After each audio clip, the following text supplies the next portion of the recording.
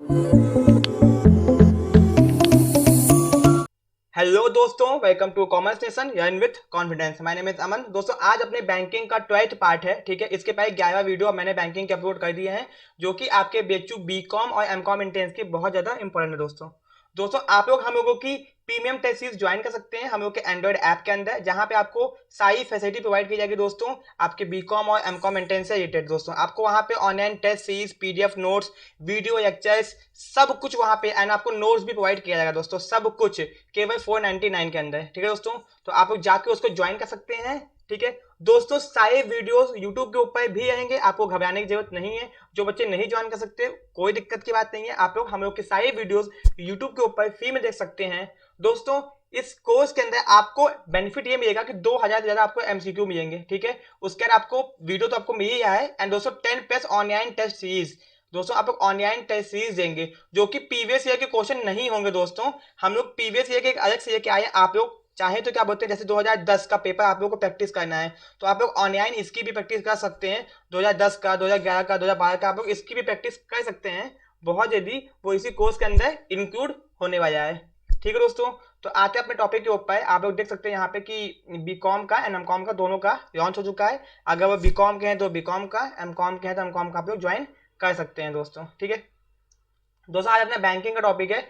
Banking का थोड़ा बहुत टॉपिक हो चुका है, थोड़ा बहुत बाकी है, तो चलिए उसको भी कंप्लीट कर लेते हैं। ठीक है दोस्तों, डिफरेंट टाइप्स ऑफ बैंकिंग के नेम आते हैं, तो आपको उनके बारे में पता होना चाहिए। ठीक है, बैंकिंग के अंदर बहुत सारे नेम के डिस्कस होते हैं, बहुत सारी चीजें होती हैं जो पता नहीं होती हैं, उनको देखते हैं। सबसे पहला है पैरा बैंकिंग। दोस्तों ये पैरा बैंकिंग होता क्या है? ठीक है, para banking activities are defined as those banking activity which bank perform, जो बैंक करता है apart from its daily activity. भैया अपनी डेली एक्टिविटी के अलावा जो बैंक अलग से काम करता है उसको बोलते हैं पैरा बैंकिंग। यानी कि विड्रॉवल और डिपॉजिट मनी, जैसे under para banking activity bank can undertake activity either departmentally और बाई सेटिंग अप सब्सिडी। भैया बैंक अपनी सब्सिडी बनाया है, बैंक कुछ बैंकिंग एक्टिविटी के अलावा अगर बैंक कोई और काम करता है तो उसको बोलते हैं पैरा बैंकिंग एक्टिविटीज। इसको याद रखिएगा, बाई चांस अगर आपसे पूछ दिया तो आपको पता होना चाहिए।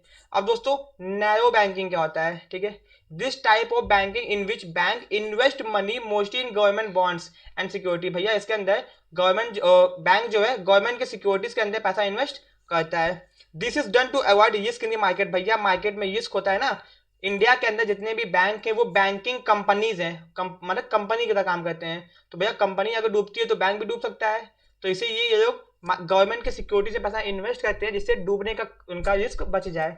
Bank dedicate to such type of banking are also known as narrow bank. इनको नैरो बैंक्स कहते हैं, जो बैंक ऐसा काम करते हैं उनको नैरो बैंक्स कहते हैं दोस्तों। ठीक है, अब दोस्तों आते हैं यहाँ पे इसमें ज्यादा पढ़ने की जरूरत नहीं। यहाँ पे देखिए ऑफशोर बैंकिंग। अब ऑफशोर बैंकिंग क्या होती है? When bank accept currency of country abroad such activity is known as offshore banking. भैया जब बैंक अदर कंट्री की करेंसी को एक्सेप्ट करने लगता है तो उसको बोलते हैं ऑफशोर बैंकिंग। ज्यादा डीप नहीं, बस आपको नाम का मतलब पता होना चाहिए। ठीक है, पूछ दिया कि ऑफशोर बैंकिंग का मतलब क्या होता है, ठीक है, तो आपको पता होना चाहिए, बस ज्यादा डीप में पढ़ने की जरूरत नहीं है। ठीक है, क्योंकि बीकॉम में ज्यादा इतना हाई लेवल का नहीं पूछता है, आपको सीधे सिंपल सिंपल चीजें पूछेगा। अब दोस्तों ग्रीन बैंकिंग क्या होता है? जब भी ग्रीन का नाम आता है तो हम लोग समझ लेते हैं कि इन्वायरमेंट, कहीं ना कहीं इन्वायरमेंट की बात हुई होगी। ठीक है, तो green banking promotes deployment of clean energy technologies. इसका मतलब it stress on environmentally friendly practice. मतलब भैया हर वो काम करें जो कि इन्वायरमेंटली फ्रेंडली हो, मतलब जिससे इन्वायरमेंट को फायदा पहुंचे। ठीक है दोस्तों, जैसे कि this activity seek to reduce cost of energy for rate payers, private sector investment and other economic activity. मतलब बैंक वो हर एक्टिविटी के अंदर इन्वॉल्व होगा जिससे इन्वायरमेंट को फायदा पहुंचेगा, सब इन्वायरमेंट फ्रेंडली काम होंगे। ठीक है, अब हम लोग आ जाते हैं दोस्तों। ठीक है, रिटेल बैंकिंग क्या होता है? ठीक है, रिटेल मतलब होता है जब रिटेल बिजनेस भी होता है, होलसेल बिजनेस होता है, बट रिटेल बैंकिंग की यहाँ बात हो रही है।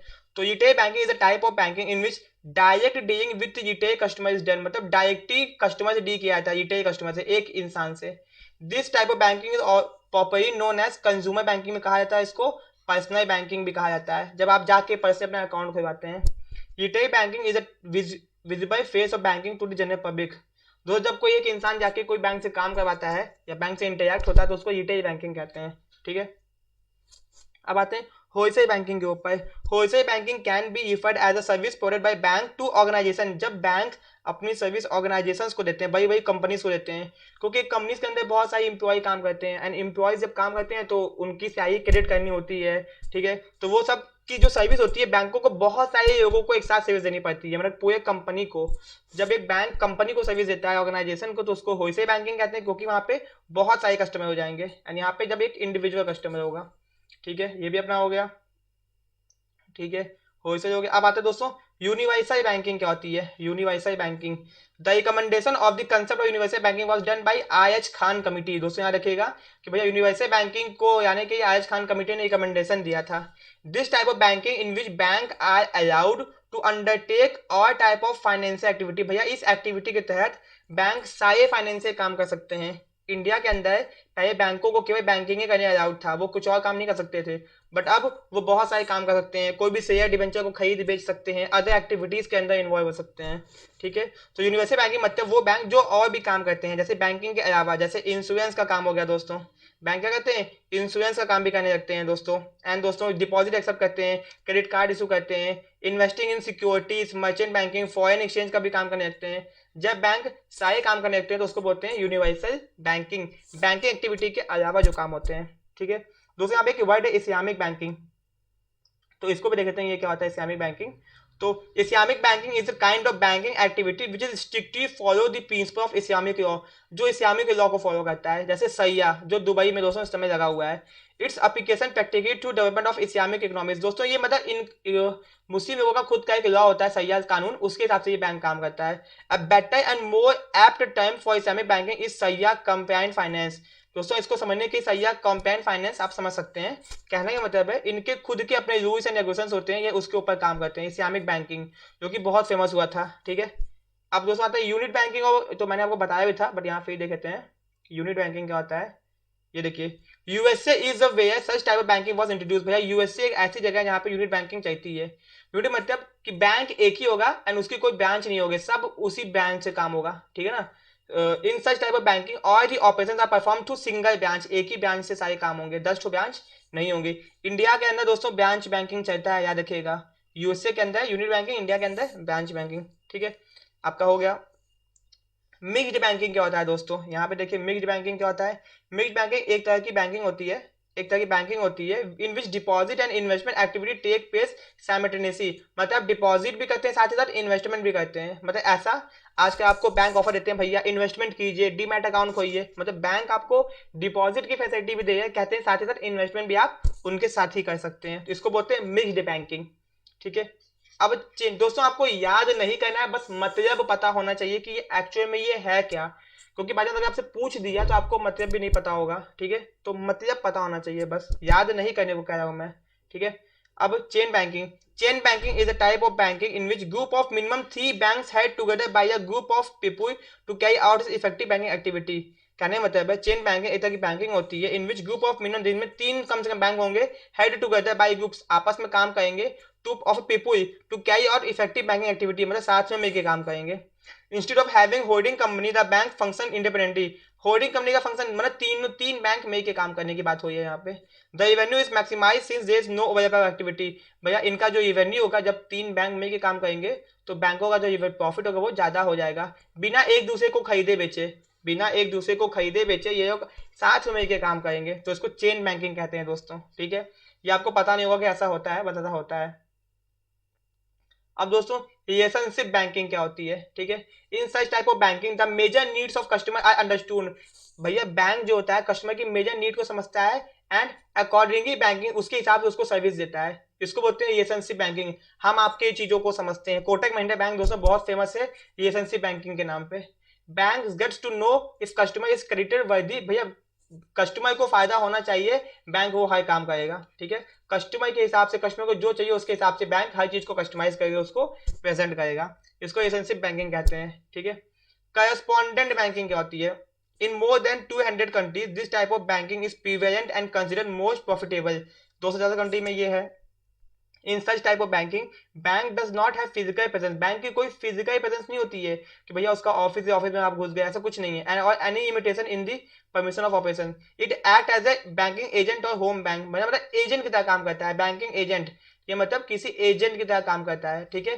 बैंक खुद ये इसकी कोई ऑफिस नहीं होगी, बट तभी ये काम करेगा। जैसे कि आप मान सकते हैं एयरटेल पेमेंट बैंक, आप मान सकते हैं कि भाई एग्जाम्पल के तौर पे, मैं बस एग्जाम्पल दे रहा हूँ, ठीक है। अब दोस्तों आते हैं यहाँ पे। अब दोस्तों ये देखिए बहुत इंपॉर्टेंट चीज है, payment and settlement system in India. दोस्तों आजकल आप लोग बहुत सारा पेमेंट करते होंगे, जैसे कि आप लोग यूपीआई, गूगल पे, फोन पे, पेटीएम, ये सब कुछ करते हैं ना दोस्तों। तो ये जो पेमेंट करते हैं, तो पेमेंट को किया कैसे जाता है, इसको कौन कंट्रोल करता है, किसने सिस्टम बनाया है, ये सब चीजें पता होनी चाहिए, पूछ सकता है एग्जाम में। तो the Reserve Bank of India is the central bank of India, act as a regulator, ये रेगुलेटर है फाइनेंशियल सिस्टम का इंडिया के। तो ये क्वेश्चन बन गया यहाँ से। And payment and settlement are regulated by the payment and settlement system act 2007।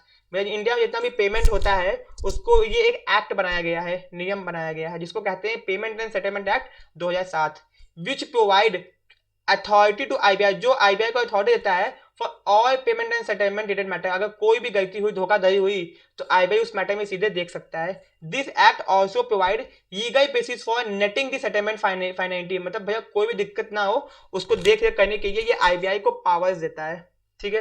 तो दोस्तों यहाँ पे आपको यहाँ पे ये रखना है कि आईबीआई रेगुलेटर है फाइनेंशियल सिस्टम का, ये एक जो एक्ट आया था, ठीक है। Under this two regulations have been made, दो रेगुलेशंस बनाए गए थे। One is board for regulation and supervision payment and settlement system, आपको केवल फुल फॉर्म में रखना है, ठीक है। And payment and settlement system 2008, इसको भी आपको फुल फॉर्म केवल याद रखना है, ज्यादा बुद्धि नहीं खर्च करनी, ठीक है। दोस्तों अब हम लोग कुछ फुल फॉर्म की बात करेंगे, नीचे सीधे सीधे फुल फॉर्म देखना है केवल अपना।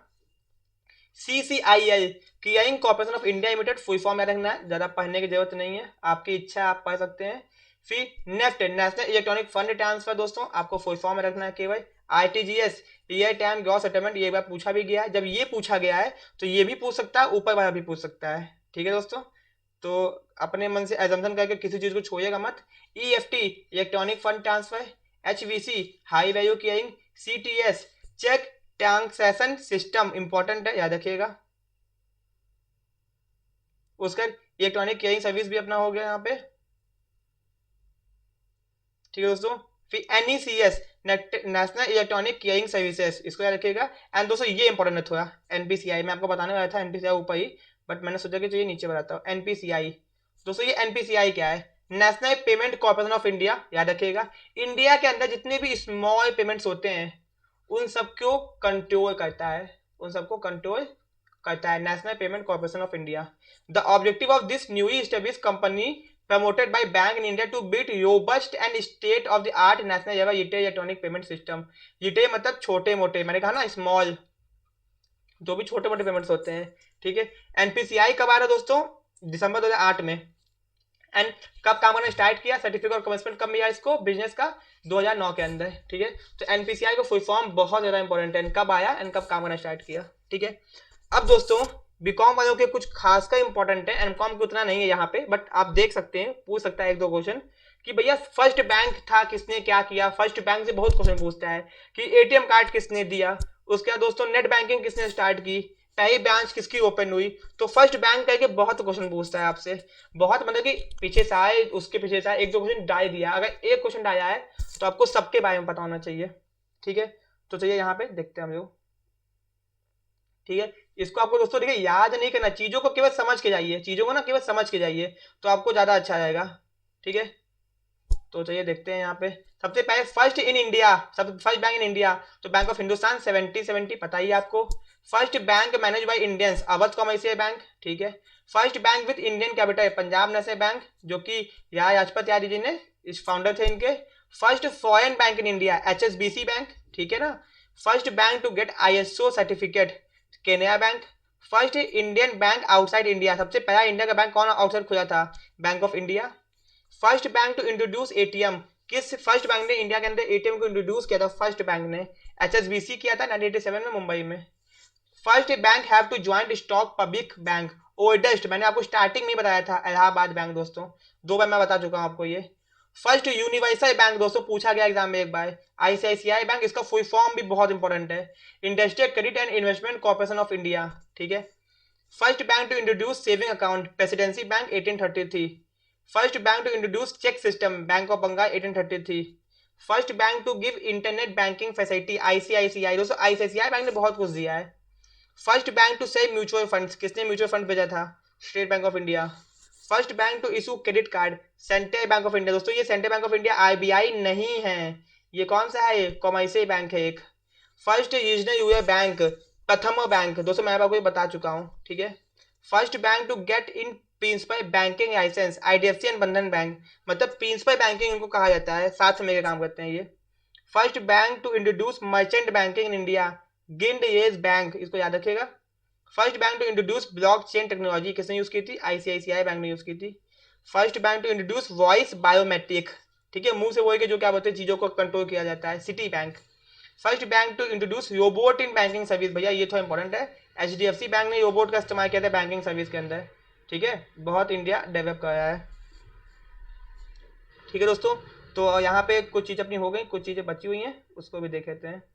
उसके बाद मिसलेनियस पॉइंट्स बचे हुए यहाँ पे। Largest public sector bank in India, state सबसे बड़ा बैंक है, सबसे ज्यादा ब्रांचेस इंडिया के अंदर एसबीआई की हैं दोस्तों, ठीक है। Largest private sector bank in India, सबसे बड़ा प्राइवेट सेक्टर बैंक कौन सा? आईसीआईसीआई।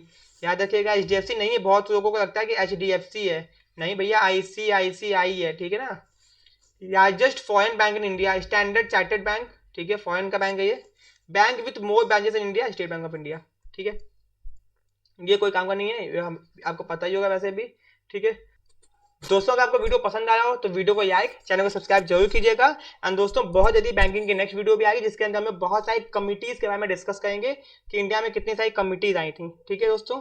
मिलते हैं अपने नेक्स्ट वीडियो में, thank you so much. And आप लोग जाके हम लोग का प्रीमियम कोर्स ज्वाइन कीजिए, वहां पे आपको बहुत बेनिफिट होगा दोस्तों। उसके बाद आप लोग खुद बोलेंगे सर कि आप लोगों ने मेरी बहुत मदद की है, ठीक है। एक बार ज्वाइन करके जरूर देखिए। एंड दोस्तों मिलते हैं अपने नेक्स्ट वीडियो में, थैंक यू सो मच।